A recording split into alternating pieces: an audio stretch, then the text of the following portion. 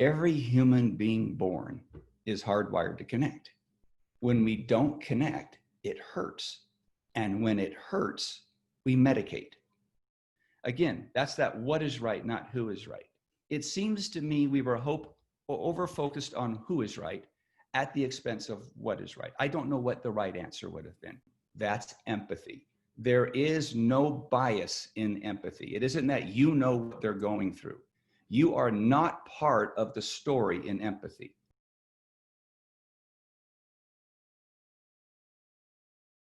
Good morning, everyone. Awesome to be here again. And been excited about this since we had a conversation, I don't know, several weeks back. It was exciting and energizing. And Dr. Richard Himmer has a ton of experience in the area of leadership, as well as a number of areas that he works in. But, I'm going to hand it over to you, and hopefully you tell us a little bit about your background and inspiration and influences that helped you develop your leadership style, and walk us through some of the things you've learned that all these great leaders on here want to hear today. Okay, I'm going to try to get a background so you can see better. Is that any better? Yep, that's great.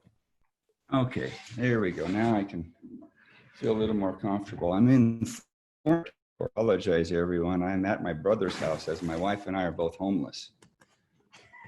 We sold our home and we're moving from the state of Washington to the state of Texas, and we're in transit, and Randy and I thought this would still be okay for me to do it as a homeless person. So I think it will work great. Okay, just a little background. I spent almost 30 years in the financial industry, and had my own business, worked at the corporate level. And while I was going through all of that, I came to the realization that my passion wasn't numbers. My passion was dealing with people and helping them learn to communicate with each other. So I actually set up a program where the couple would come in to do some financial coaching or to get a mortgage or to set up a retirement program. And I would charge them to learn to talk to each other. And that ended up becoming very profitable from the standpoint of the time we spent, not from a standpoint of making any money. And then I realized that I'm not really getting any joy out of making money. What I looked forward to getting up in the morning was talking to people and helping them figure out how they could communicate with each other about the fact that the husband's credit report is indicating certain things that the wife didn't know anything about. And then I became the pastor, I became the counselor. I knew more about them except the hairdresser. The hairdresser knows everything. But I ended up learning a ton of things about these folks, and I realized, man, this is really a passion of mine. So long story short was I went to my wife and I said, are you okay with being poor for about 5 years? Of course, she needed to know context to this. And I said, well, I'm going to go back to school and I'm going to give up my career. I'm going to give up my business. We're going to have to sell the home and we're going to have to live on savings for about 5 years. And she said, sounds great. And I thought, okay. And so in 2011, I gave everything up and I went back to school. I got my master's in psychology, my PhD in organizational psychology. And during that time frame, as I started closing down my business, I started developing systems to teach people how to effectively communicate. One thing led to another, and I really studied emotional intelligence. I studied neuroscience, neuropsychology. And as a result, I realized that, and this is kind of the premise of today, every human being born is hardwired to connect. When we don't connect, it hurts. And when it hurts, we medicate. So you might wonder, well, what does that mean, medicate?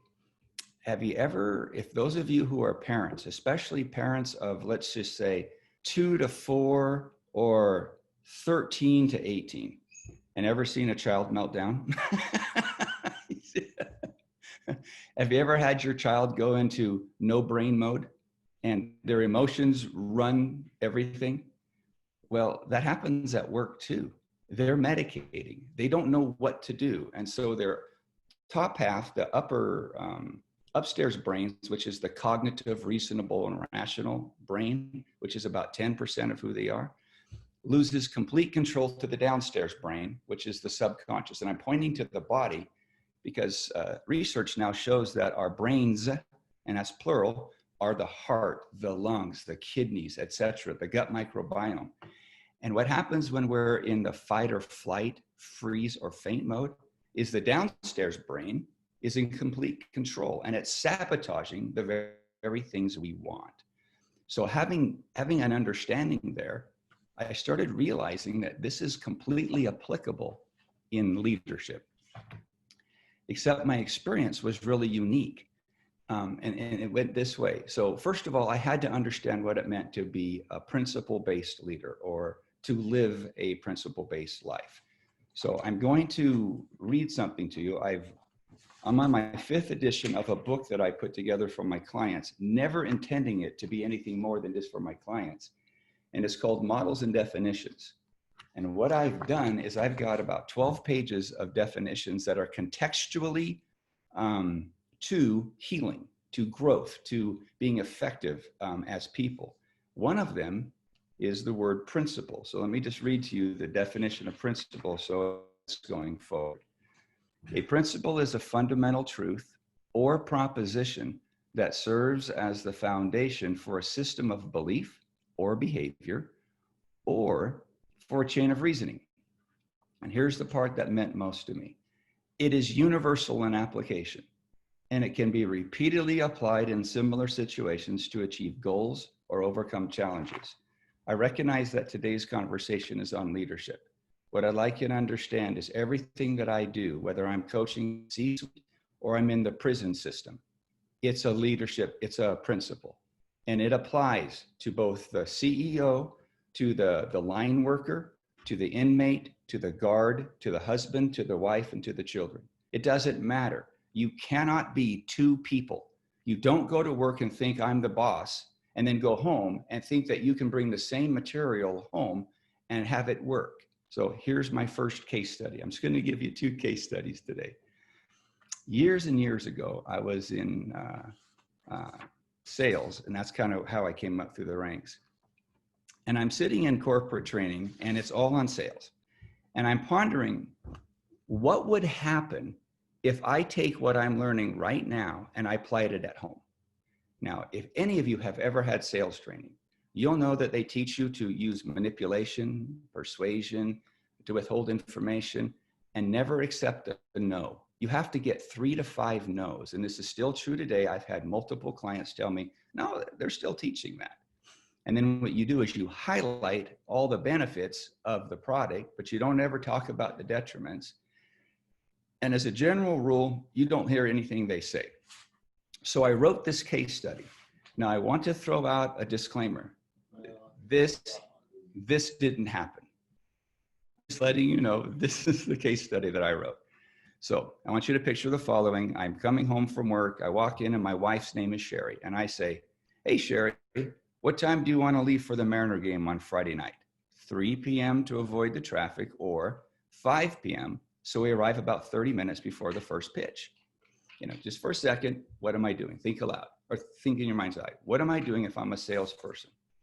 And as you're thinking about that, and it's okay if you plug in answers, I'm going to show you a screen. Randy, I can share a screen, right? Okay, I'm going to share a screen. I think I can do that. Yeah, try that. I go. think it enabled you to do that. All Yep, right, that'll work. Yep. Can you guys see my screen? Sure can. Okay. So here are 2 principles. They're called my rules of engagement. Most of my clients put these on their refrigerators. They have it in the boardroom. So the 2 principles are: 1, create safe space; 2, empathetic listening. So let me explain them in order.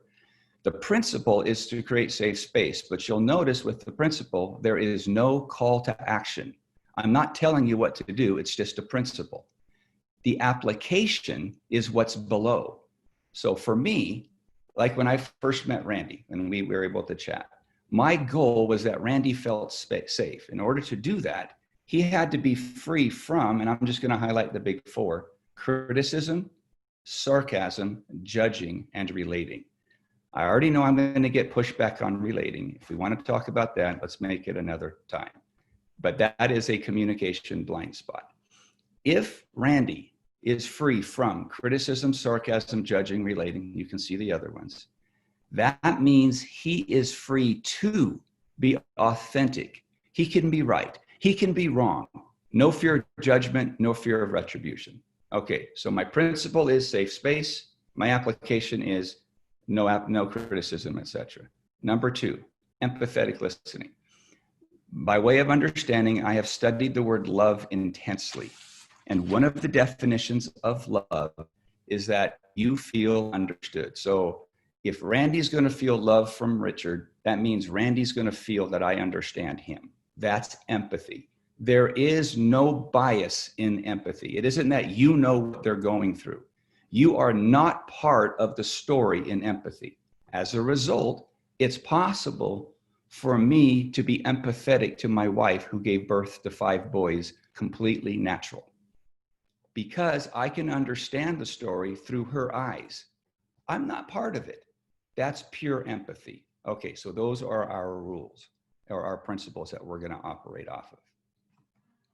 And let me unshare. Back to the case study now. Any questions on the principle versus the application? Completely different. I can, if you want a copy of that book, which was only originally designed for clients, I can get that to you. I'll share that with you at the end. So we're picking it up. I just walked to my wife and I said, hey, what time do you want to leave for the game? 3 or 5? That's called assuming the close. So if you ever bought a car or bought a big ticket item and the salesperson comes up and starts assuming the close on you, starts using language that is a bit on the manipulative side, persuasive side. Oh, I know what you're going through. Yep, that happened to me. Every single one of those is a communication blind spot. My wife then looks at me and says, what are you talking about? We're going to my mom's birthday party on Friday. Now, just for a second, is my wife's space safe? Is there empathy in the story? To which I say, now, if we leave at 3 p.m., we can have dinner together on the waterfront and the boys can get some autographs before the game. That's called ignoring the objection, because we're taught in sales, and we're done at the corporate level constantly, ignore what they're saying and overcome all objections. The worst piece of advice you could possibly get. If you're a leader, if you're a parent, if you're a spouse, a loved one, or a friend, to try to overcome people's objections means you're trying to be right. That's a communication blind spot, and it's a maladaptive behavior. It's addictive behavior. If you have to be right, if you're always trying to get people to agree with you, that's harmful, okay?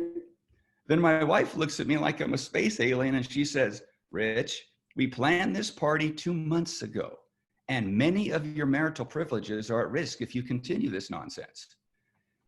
To which I say, no problem. I hear what you're saying, and I know exactly how you feel. Stop. That is the dumbest thing you could possibly say. You don't know how anybody feels. You know how you feel, but you don't know how they feel. So, would you like to eat at Ivar's or just grab some stadium food? The boys typically prefer the stadium menu, but I know you have a soft spot for clam chowder. You're always in a good mood after a good chowder in a ball game. So, does leaving at 3 p.m. work for you, or would you prefer to leave at 5 p.m.? Now, if you haven't had an experience like this, you just need to get out more. Go buy a car. Go talk to a politician.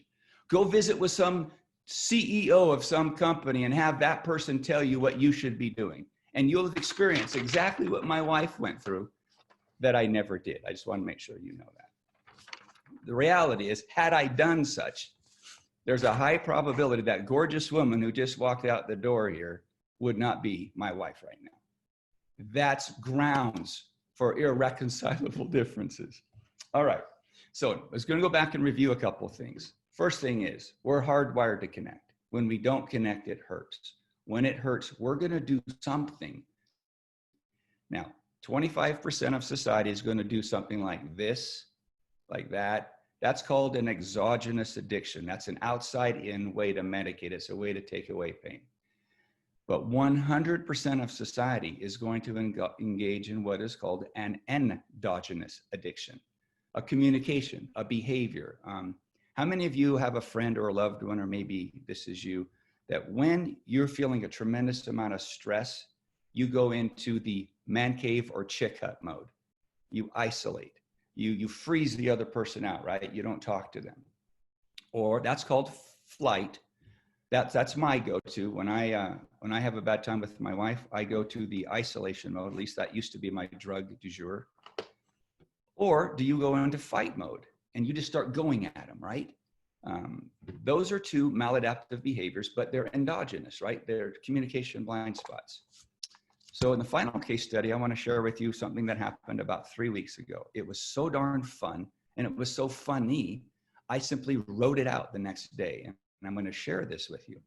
So I've got a client, they're twins. It's a twin boy and girl. They're both 15 years old. The father's a doctor, and I'm coaching the whole family. And the dad comes up to me and he says, in one of his sessions, he goes, I want you to teach my son sales skills and use emotional intelligence and teach him how to do these sales skills. I said, oh, that would be a lot of fun. So he happens to come in for this appointment a couple of weeks later. And they start telling me the story of how the son just lost his cell phone. He set it down on a park, on a bench with his buddies and walked off. And then, of course, somebody needed the cell phone more than he needed the cell phone. And he lost it. And those two are going at it. And so I said, all right, let's do this. We're going to go ahead and we're going to have our first sales meeting right now, or training. And so I handed, his name's Alex, not really, but that's his name today. So I handed Alex my iPhone 8 and I said, here, sell me the phone. Now keep in mind that Alex and his dad were in this big argument about his next phone. Was it going to be an iPhone 11 or the iPhone SE? Now, if you're not familiar with this, the iPhone 11 is $1,000 more than the iPhone SE. And they're having this big fight about it. Okay. So Alex grins ear to ear. And what happened next, you guys, would make every corporate trainer that I've ever had proud that Alex was their protege. He broke every rule of engagement known to man, trying to get me to buy my own iPhone 8. So this is kind of how he was a master at persuasion, manipulation, agreement seeking. He was shooting on me, just to make sure we got clarity. S-H-O-U-L-D-I-N-G, right? When you should on someone, you're trying to get them to agree that you're right. That's a communication blind spot. Here's one of the principles. People cannot say yes until they can say no. One of the most powerful things you can do in any communication with someone is give them permission to say no right off the bat. As soon as they can break that ice and say no, only then do they have permission to say yes. All right. So he's just giving me a litany of things, of features and benefits about this iPhone. And at one point of the conversation, he goes, man, I'm sorry, Dr. Himmer, I just don't know enough about this product. And I said, okay, so help me understand. Are you telling me that if you know more data, more technical things about the product, you'd be able to convince me to buy that phone, right? He goes, yes, that's exactly what I'm saying. And so what he really said was, and I'm putting my words into Alex, right? Sales and leadership, parenting, relationships are all about positioning. The salesperson's the guru, the master, the guardian of the information. The prospect receives said information, the child, the co-worker, the direct report, and is expected to connect the associated dots in accordance with the salesperson's immaculate perception. Okay, now that's a word I made up. Immaculate perception is a confirmation bias on how you look at the world.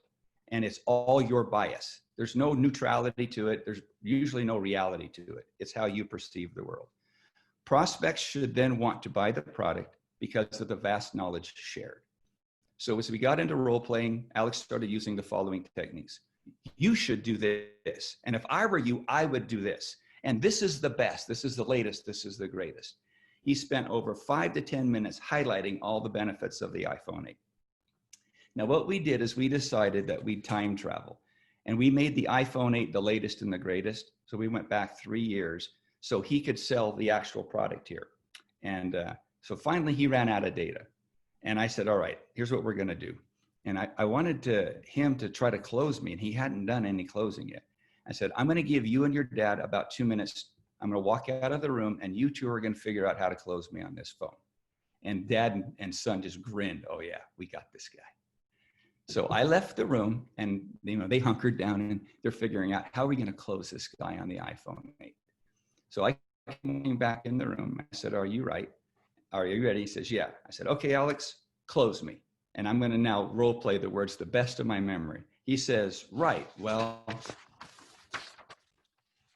And then he started looping again. Oh, I haven't explained this. You guys have heard the term venting, right? When people vent, they're telling you a story more than once. So if I had something bad happen to me and I tell Randy the first time, I'm processing. But if I tell Randy the second time, I'm venting, because the brain, norepinephrine will come in. It's an opioid. And have to have me increase the intensity of the story in order to get the same kick that I had the first time I told them the story. That's venting. Venting is addictive. Looping is telling the same story over and over in the same moment. It's called self-summarizing. What Alex did is he started venting and looping over and over again. And he highlighted all of the features and the benefits 3 and 4 times. So I decided, okay, this isn't going to work. He was now on round 4 of looping, trying to close me on the phone. And I finally decided to put him out of his misery.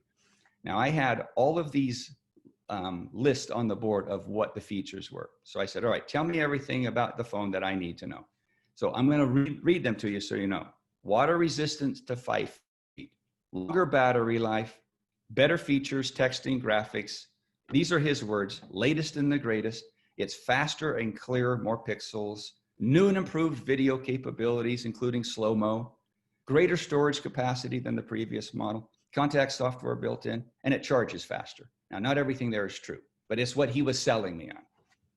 So this served a purpose, and now we reversed roles. And I said, okay, if I close you on the loan, or on the phone. He goes, sure. So I'm going to just tell you what I said. I understand that you lost your cell phone and you want to buy another one. Is that right?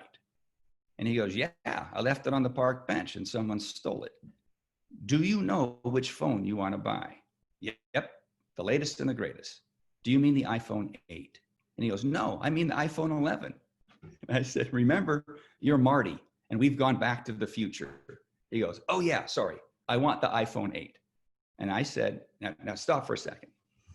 There are so many little things inside nuances that I've done already that I haven't talked about, but this last one is the most important. If you've ever said, yeah, I want to buy X or I want to buy Y, or you've been the one in sales and your prospect says, yes, I want to buy X or I want to buy Y, the average person is going to say, great, let's sign the contract. I want you to hear what I said. He just told me he wants the iPhone 8. I said, why? You see, the most important thing is I want him to close me. I'm not closing him.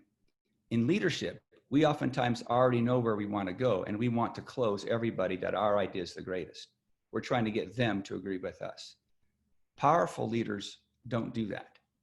They get everyone else to close the deal on what is right, not who is right. What is right means you're neutral, and you're not concerned with who is right. You're going to follow the principles. You're going to do what's best for the company. Who is right is you're going to do best for what you think based on your immaculate perception. That's biased. There's no neutrality there. You're not actually bringing in the right resources or sufficient resources to be productive. Okay, I said, why? And he looked at the board and he said, it's waterproof. Now I want you to know it's not waterproof. Most salespeople will just accept that and go on. Yes, it's waterproof. You got it. No. So I said, is being waterproof important to you? He's now giving me a condition of satisfaction. I'm making the list. Then he's going to close me that he wants the phone because his conditions are being met by my product. And he says, absolutely. We live on the water and I don't want to fry my phone if it drops in the water again. Well, there was another little nugget of information I didn't have. This isn't the first time he's had a problem with this phone. So I said, the iPhone 8 is not waterproof. It's water resistant, meaning if you drop it in the water, you need to retrieve it quickly. And then the close Does that work for you? And he goes, yeah, that's fine. He didn't even bat an eye. Then he goes, but I want a better processor as well. And I said, why is that? And he says, so I can play video games and I want better video capabilities. And I said, okay, what else? He says, I want a better battery life and I want slow-mo on the camera. So I went over every bullet point on the whiteboard. And I was actually sitting on the floor and the whiteboard was right behind me. And I was just pointing at the whiteboard like this, and Dad and son are sitting right here, right? And after I went over everything, I'd asked, do you need that? Do you want that? Why is that? And I simply said, is there anything else that you want that we haven't covered? And he goes, no, not that I can think of. My summary. So if I understand correctly, you want a phone that's water resistant with a longer battery life. You want a faster processor, a better camera with slow-mo, and you want more storage. So I'm using his words to repeat back to me what he said. And he said, yeah, that's right. And he goes, oh yeah, and I want the best deal I can get because I don't have a lot of money. And I said, all right. So if we can find a phone that does all of this, and I just waved to the board behind me, right? What will you do? And he goes, you're saying that I can get the iPhone 8 with all that stuff for less than $800. And I said, yeah, that's what you want. And he goes, yeah, that's what I want. He just closed the deal. So all I said was, all right, since you're already in contract with us, you can keep the same terms. Are you good with that? He goes, yep. So I've got music playing in the background here. And he goes, yeah. And then I said, and I wanted to get all the way down so he felt it all, right? So I said, how do you want to pay for that iPhone 8? Do you want to do credit or do you just want to do terms? He smiled at me. He goes, I got to pay this with my own money. So I got to do cash. I said, oh, okay, didn't think about that. All right. Then we went into the negotiations, which there's no time today. But what we did next was even more enjoyable than the first. Those two had to negotiate who was going to pay for the phone and which phone they were going to get. I simply put rules of engagement in front of them and then would stop them when they do a communication blind spot and ask them to go back and reframe it. So let me summarize what we've said and then I can open this to questions. Number one, we're all hardwired to connect. We want to connect with people. As a matter of fact, we want to say yes when a salesman is working with us, but we don't want to be sold. We want to buy. People don't say yes until they can say no. So it's important you understand that from the standpoint of creating safe space, there's your principle. Empathetic listening, another principle. You're in a position that they're wanting to connect with you because they are designed that way. And the connection we're referring to is called trust and respect. It doesn't matter if people like you, that's irrelevant. There's no statistics to show people buy or do what you want them to do because they like you. Successful leaders, successful marriages operate off the foundation of mutual trust and respect. In that dialogue that I shared with you, Alex felt heard, empathetic listening. He felt safe. He could express what he wanted without fear that I was going to judge him, should him, manipulate him, or persuade him. So in that line, to me, learning how to effectively communicate using two principles and a couple of applications might well be the most powerful leadership tool one could ever learn. All right, so any questions, you guys? Yeah, there are a lot coming through here. And I want to ask one thing, just after having read the book and then, hearing you reinforce it here again today, probably one of the things I felt best about, particularly when you were trying to do something innovative and creative that an organization wasn't familiar with, is I would get my team together, they'd give you all their obstacles. There still comes a time sometimes where you have to say, okay, I understand what you're telling me. I understand why you're uncomfortable, but I'm the boss and I got to make a decision anyways. And here's what we're going to go do. And I always felt good if they'd say, well, I don't agree with you, but I trust you and we're going to go help you. How do you do all you just said with these principles, but then still sometimes, your job is on the line. You have to be the boss and sometimes you have to make tough decisions. So there are like 5 ways to delegate. And there's also multiple ways that you come into a group. Let's say the group that I'm dealing with here, that we're all in the same department. I happen to be the leader right now. And I say, here's our project. This is what we want to get done. Herb Kelleher probably gave me the best example on this one. They had a vision statement at Southwest Airlines that says, we will be the lowest paying airlines in the nation. And the marketing director from Austin to, I think it was Los Angeles, came to Herb Kelleher in a board meeting and said, hey, I'm the marketing director, and I have found that everybody on my flight wants to have chicken salad on that flight. It's a big deal. It makes a big deal to them. And he said, I'm going to feature him or a little more than Herb, because he wasn't very nice about it. But the principle, if he'd have done it correctly, was powerful. He said, how is serving chicken salad from Austin to LA making the lowest paid air or the lowest cost airline in the nation? And she said, well, it isn't. And then he said, well, then what should we do? And then she said, we don't need to have chicken salad on that flight, do we? When you give them, this is the goal, here are the principles, you can delegate back to them. Is that getting us where we want to go? That's number one. Number two is you also can tell them, I'm going to take feedback now. This is the goal we have. And at the end of the feedback, I may or may not listen or follow what you are, but I have a bigger picture to do, and this is where I'm going. So if you're willing to give me feedback, this is what counselors are for. This is what a vice president is for. This is what consultants are for. They give you feedback, but ultimately you have the final say. If you say that up front, I need everything you can, without telling them this is where you want to, this is what you're going to do. So in other words, if I say, Randy, we need to cut cost down from X to Y, or X less 10%. Then I just tell you that's what we're going to do. I may or may not use your advice, but I am going to listen to what you have to say. So I'm hoping I'm answering that question. There's two ways in that one that I heard. Sure. Maddie, I've unmuted you. Which I guess I had two questions. When you had put up the initial slide about things that you shouldn't do to create a safe space, you said not relating. And so I just wanted you to define that, because I think I could probably misinterpret what relating means. And then I was also wondering if you could go through your first case study with your wife, the fake one, and talk through how you would have handled that interaction differently to have it be a more pleasant experience. Thanks so much. Okay. I really enjoy this stuff. Number one, in relating, and we've all been taught to relate, right? So we go off the idea that we're hardwired to connect. It seems normal that, oh yeah, I do that too. Let's pretend that you and I are on the same team and you come to work in a cast. And I go, and you said your name was Maddie?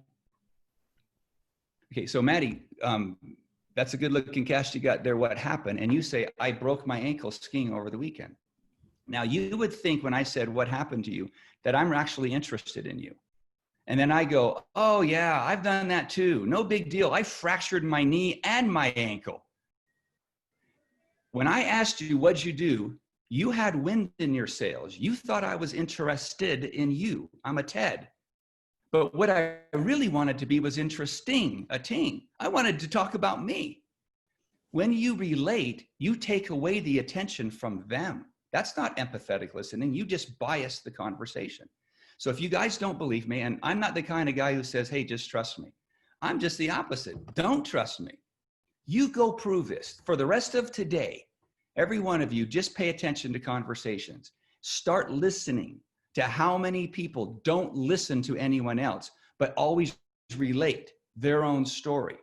And if your stomach starts turning or your chest cavity starts getting a little tight, all I want you to do is go, Dr. Himmer got something right. Maybe not all of it, but he did get the relating part correct, because it is harmful. It's a communication blind spot. I'll just tell you a quick story.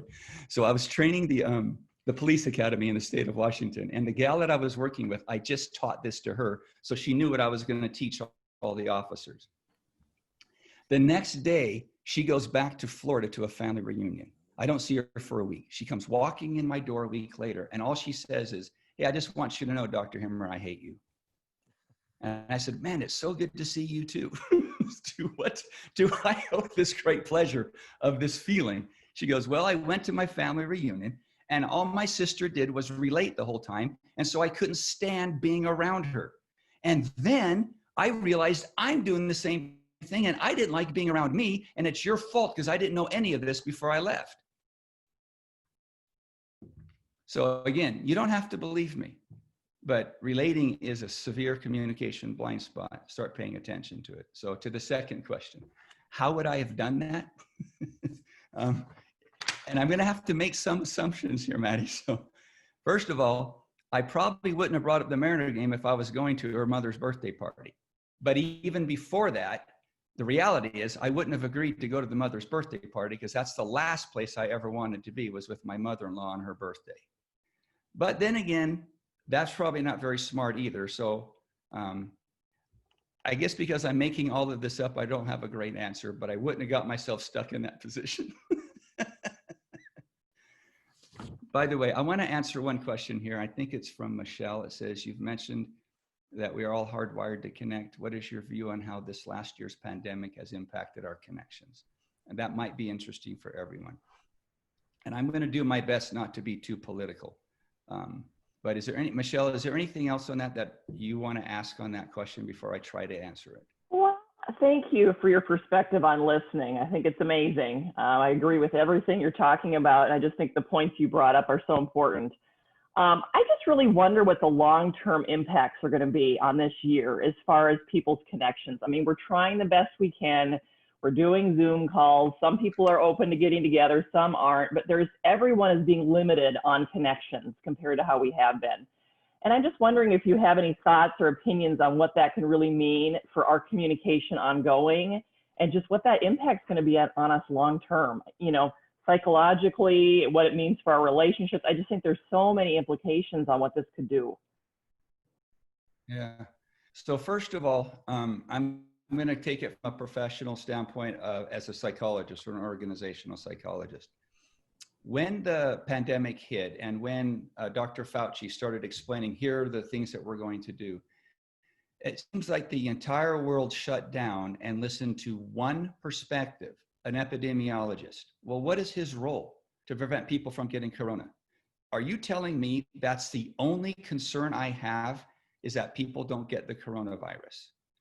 We now know, according to most of the statistics that I've looked at, we have killed more people from the cure than we have from corona. Divorces are skyrocketing. Sexual abuse is skyrocketing. Domestic abuse is skyrocketing. PTSD, trauma, skyrocketing. Starvation, we're going to lose more people to starvation because the food chain lines have been broken. That's gone up. We had almost the identical statistical death in the pandemic from 1968 to 1969 during Woodstock. I was alive during that time frame. Businesses did not shut down. Do you know it's harder for a human being to lose their job than to lose their spouse from a psychological standpoint? We have decimated the mental health and well-being of everyone in the world because we've listened to an epidemiologist instead of to psychologists, healthcare professionals, economists, financial planners, business owners. I understand that it's dangerous, but what I'm trying to tell you is that if we're hardwired to connect, you're going to do more damage. Okay, think about why they have shut windows on high-rise apartment buildings and businesses. That's because during the 1929 crash, people were jumping out of windows because they lost their jobs. Yeah, suicides are going nuts right now. We're killing people's businesses all so we don't overcrowd the ER room. That don't make no sense. We opened up alcohol, liquor stores, weed, vaping, etc., but we closed churches. I have a client who's an anesthesiologist, and he does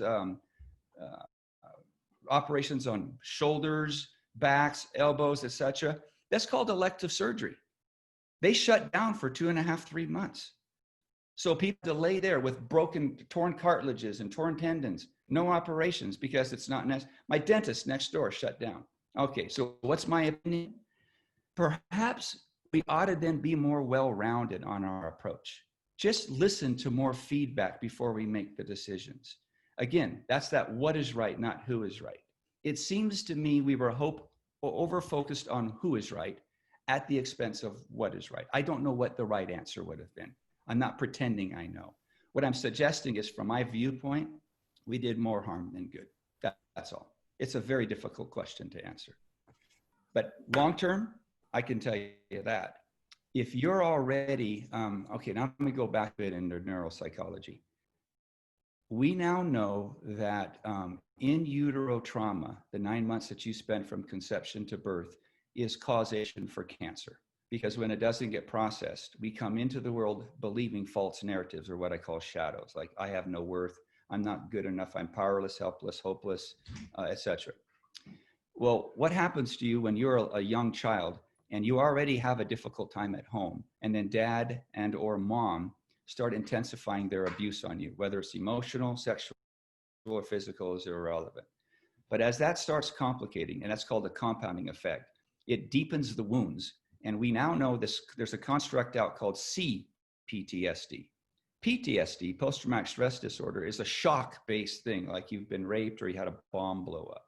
CPTSD, or complex post-traumatic stress disorder, is emotion-based and compounding over time. We now know that it's as bad or worse than PTSD. So if you're born into a world where mom and dad are already arguing, and then all of a sudden the pandemic hits and you're 6 years old trying to go to school, and you have nothing but abuse in your home or abandonment in your home, the long-term effects is going to be generational. That's what I think will happen. So thanks for that question. Can you hear me? Yep. Hi, doctor. Thank you for today. This is amazing. This is my wheelhouse. I love this stuff. So this question I pose, I don't know if you can see it there or not, but in regards to fight or flight, some people in relationships, whether that be work relationships or marriages, they'll retreat and they'll hide and they'll hunker down, and then some will try and push their beliefs. They'll run too. When you're in a relationship where one does one and one does the other, can you kind of give a synopsis of the best way to approach that and handle that situation? So I'm the one who retreats. I'm the one who goes into the man cave. I run too, so okay. I try and fix. Let me tell you what happens when someone goes into their man cave. And by the way, ladies, you guys have a chick hut. You just adorn yours differently now. Ours is ESPN with remote controls, and we're having, and you have all sorts of decors and flowers and beautiful colors that are coordinated. So in my family, I'm the one who's maladaptive, who goes into his man cave. And what we've done in my family, I need to tell you what happens. So there's 3 drugs that happen to you and me when we do this. So we get cortisol, which shuts down rational thinking, all innovativeness, all creativity, and it shuts really down the majority part of our cognitive abilities to function. Then there's testosterone, which puts us into the fight or flight position. And the big one is the norepinephrine. I call that the stinking thinking drug. That's where I have to make up stories to justify my maladaptive behavior. And so if my wife did X and it bothered me to the point that my immaculate perception pushed me into my man cave, as I stew in my man cave, what she did becomes bigger, badder, and worse.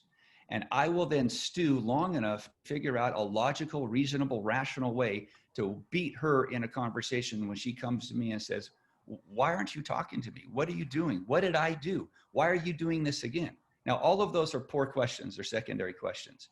But the fact is, when she asks those, I've been prepared now to beat her in a logical explanation. And then when it doesn't go my way, I simply said, I've said it. I don't want to talk to you anymore. I'm done. In other words, I'm just as addicted. The brain can't tell the difference between me isolating in my man cave and if you are an alcoholic or shooting up with meth. A drug is a drug as far as the brain is concerned, and we're medicating. So how do you resolve it? I'll just tell you a quick story that happened once and how I resolved it. So first of all, you have to be aware. This is emotional intelligence 101. If you're aware that you're going into your man cave, only then can you regulate a different behavior coming out of your man cave. We were in our last house and we had these 30-foot ceilings and it echoed tremendously. And I was about to go to work.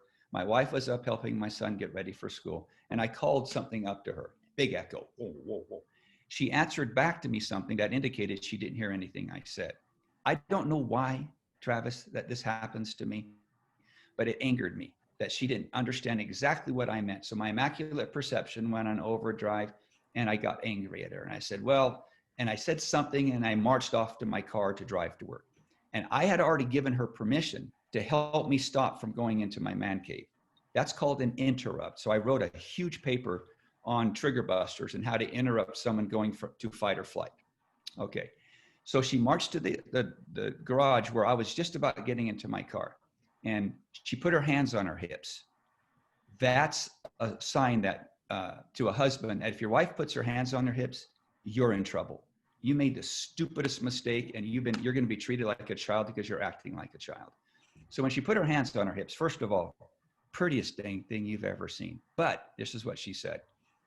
She said, Rich, you didn't understand what I said, and now you're going into your man cave. So you're going to isolate from me the rest of the day. You can do that. But I want you to know that your behavior is not going to have an influence on my day. I'm going to enjoy my day. Goodbye. And she turned around and walked out. And I stood there like a dog wetting himself with my tail between my legs.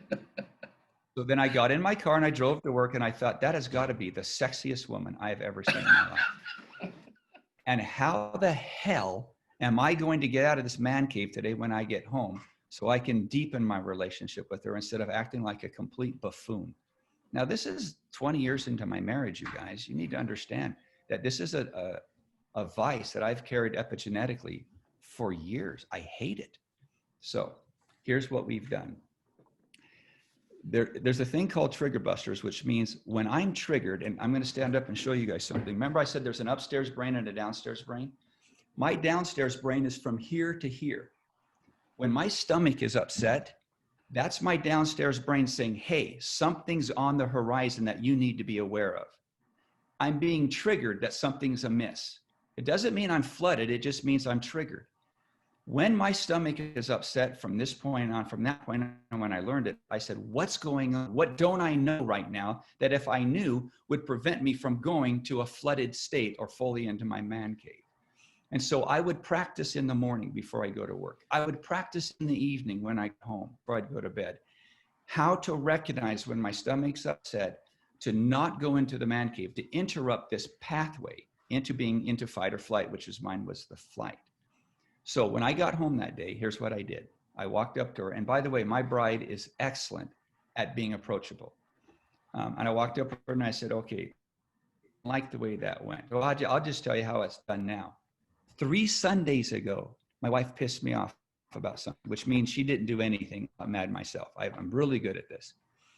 And I stood up from the table and I walked outside for about 15, 20 minutes. Then I walked back in and I said, Sherry, I didn't like the way that went. That was my bad. Could we do a redo? And she says, yeah, let's try it again. So we did a redo. Now, you need to know, Travis, that was 15 to 20 minutes. 10 years ago, that was a week. And what I've learned is that when I can recognize that what I'm doing is harmful, that I'm not the one who walks on water, then and only then can I change that. I've defined the word perfect differently. If you're Christian, you guys, this is going to go against what you've heard, because being perfect means you have to walk on water and raise the dead and turn water into wine. The reality is I can't do any of that. And in my lifetime, I'll never be able to do it. Perfect to me is a mistake that gets a retake. Perfect means I'm constantly trying to improve myself. When I walked into my man cave, that was a mistake.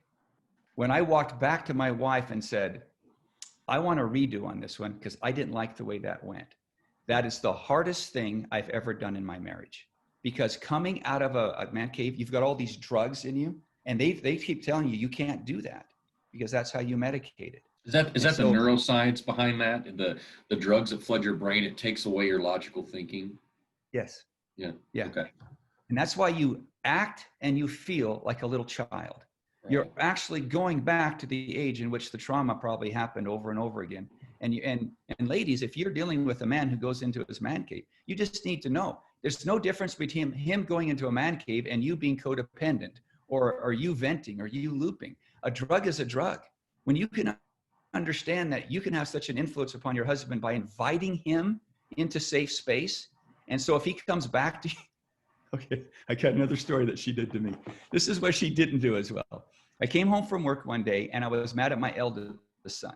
And by the time I got home, I was flaming mad at my eldest son. He didn't do something I wanted him to do. When I walked in the door, my fourth born bounded down the stairs and said, "Dad, how you doing?" And I got mad at him. I don't even know why. When my wife heard I got mad at him, she bounded down the stairs. She says, "Rich, what are you doing?"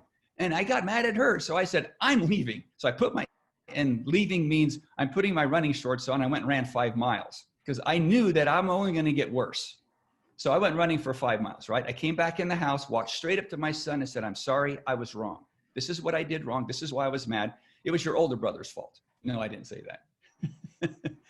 And he said, "No problem, Dad." So I went and took a shower. My wife walked in, and in a moment of weakness, she goes, "Wow, you really screwed that up, didn't you?" Well, I was ready to apologize to my wife, and she put me back into my man cave. So what I'm suggesting is both parties. If you got a husband or you got a friend, a loved one, and women, you do it too, who isolate, give them permission to come out of the man cave or the chick hut by being neutral, non-judgmental. So when they come out, just simply, "It'd be great to chat with you when you're ready." But do not say, "Is everything okay?" when someone is isolated in their cave. Because everything's not okay, and we're going to completely deny it. "Yeah, we're fine. Yeah, I'm good." It's like a teenager coming home from work and speaking in monosyllabic words. "How'd school go?" "Did you do well on your test?" So I speak teenager. I get that. It's inviting them into safe space. So that would be a short explanation on how to invite someone out of the mat. That was excellent. I've got to jump off here. I've got another Zoom to jump on too, but thank you very much. Thanks, Randy. This is great. And I look forward to the copy of it because I have some sharing to do. Have a good day.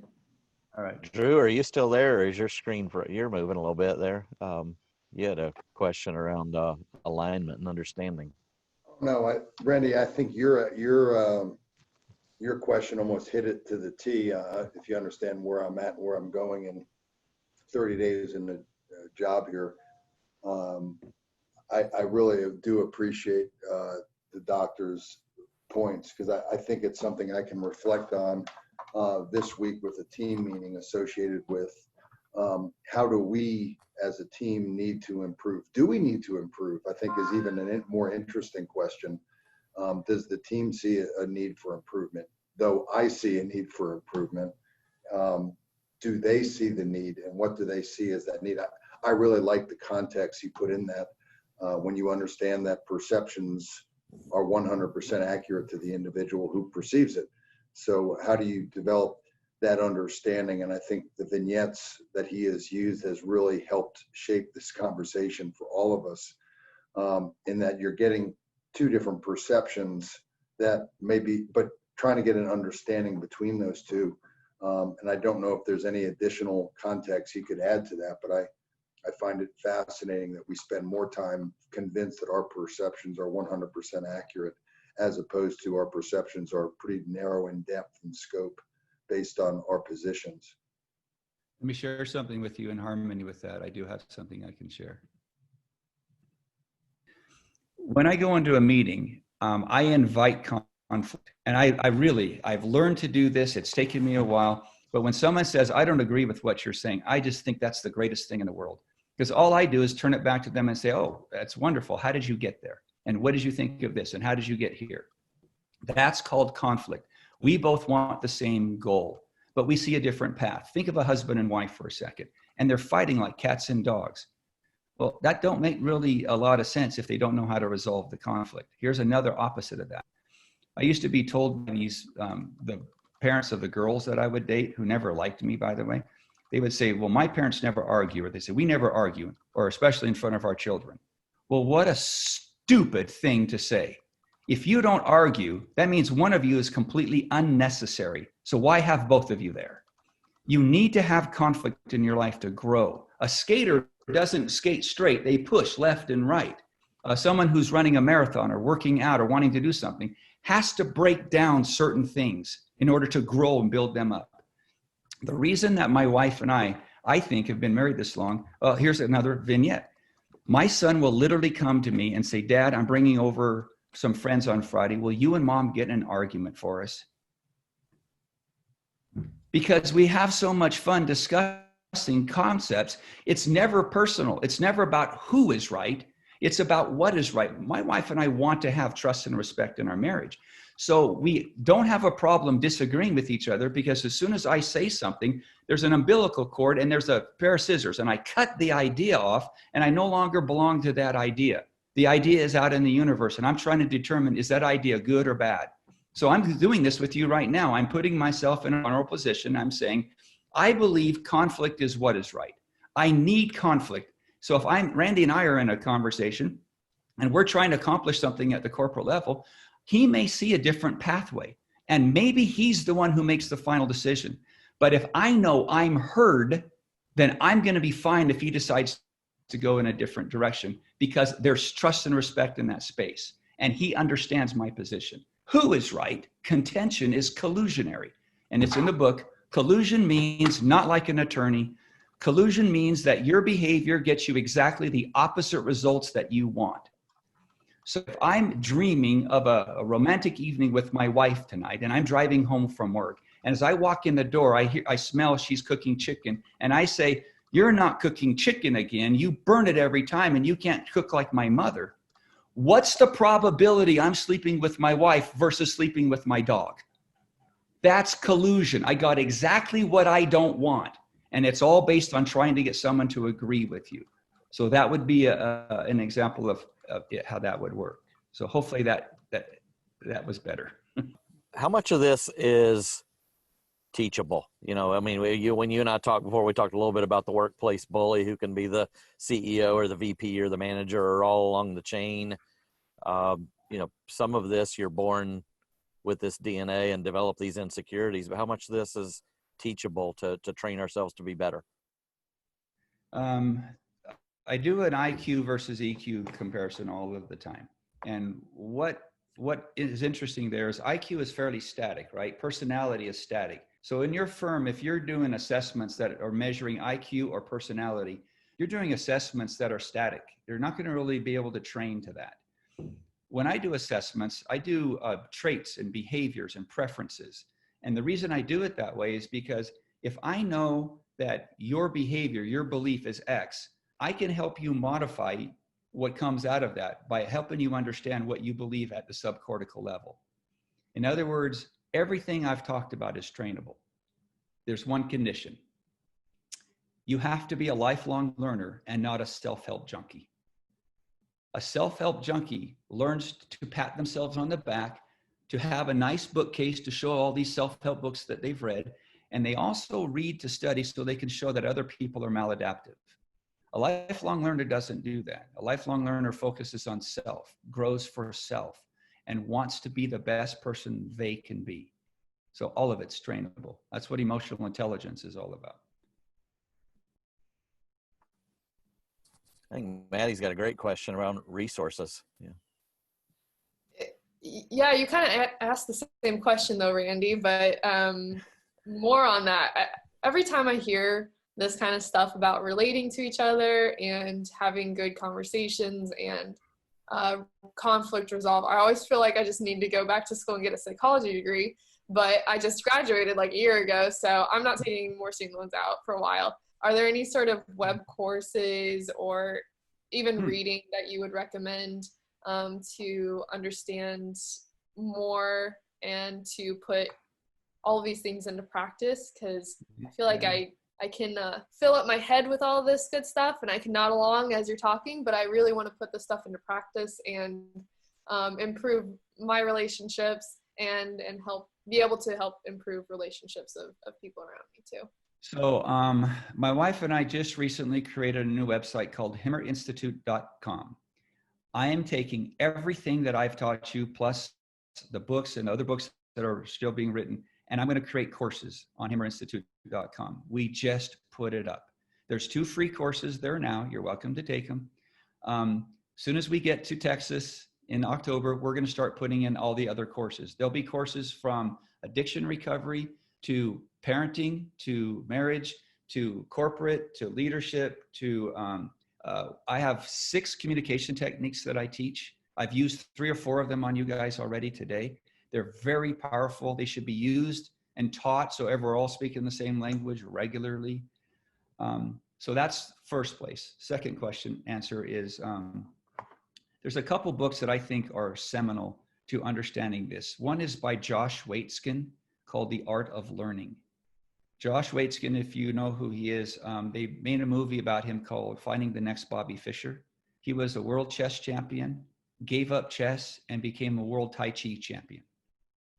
Eckhart Tolle wrote a book. It's a tough book, but it's very powerful, and that just slips my mind. What did he call the book? Does anyone know the Eckhart Tolle book I'm referring to? It's how you use your mind, your subconscious, and how you use mindfulness. And then Dan Siegel's got a seminal book called Mindsight. And that's some neuropsychology there. And that's a readable book. So that's where I would start. And then I do have a book called Listen and Lead, where I have probably 50 or 60 case studies and dialogues to show you how to use these techniques, from the corporate room to a bully, to sales, to parenting, to just dealing with people you meet on an airplane, assuming we're going to be able to do that again. So those would be some resources there. Great, thank you. Well, this was fantastic. I can tell from the response of all the comments and questions, you really resonated with everyone today. And we even have a request for you to come back, I see on here. So there will be more questions. We'll have everybody gather their questions. We'll try this again someday. Basically free therapy. That's why we want them back, Randy. At least someone's honest about it. That's right. She's closing the deal now. Yeah, I'm buying. Anybody else have any last questions or comments? Dr. Hammer, thank you so much for being here today. You know I'm a longtime fan of yours, but did you mention the podcast you have? Because I just love the interaction that you have with your wife in that podcast. I didn't. Thanks for reminding me. My wife and I have been doing a podcast for over 2 years. And if you want to see it manifested or displayed, and you want to see someone get the better of me, it's called Authentically You. And then just put my last name, Himmer, because there's more than one Authentically You. You can find it anywhere podcasts are found. And we actually take apart some of these things pretty in depth. So I told you about trigger busters. It took us 7 segments to cover trigger busters, just so you understand. And we're using case studies constantly. So we talk about our parenting foibles. We usually just find out all my maladaptive behavior, and then my wife helps people understand how to deal with me. But that's really Authentically You has been a wonderful resource for us. And then Randy, if you want, I can send you a link or information if they want to get one or both of the books. I'm willing to create a scenario about that that's profitable for them as well. Yeah, that'd be great. We have a lot of comments on people wanting to get the book and study more. So that's we'll get that information to everyone, how they can do that. Well, thanks a lot for taking time to join us, even as you're traveling and not at home and don't have a home yet, but you will. You're going to Austin, right? Just north of Austin, city called Georgetown. The whole world seems to be moving to Austin now, so you won't be alone. Places that are crazy. Yeah, that place is on fire. So we'll have a good experience with the move. I really appreciate you joining us. It was awesome, and I know everybody got a lot out of this, and I'll get your information out to everyone. Much. It was very rewarding. Yeah. Thanks, everyone, for joining. Good to see you. Have a great weekend.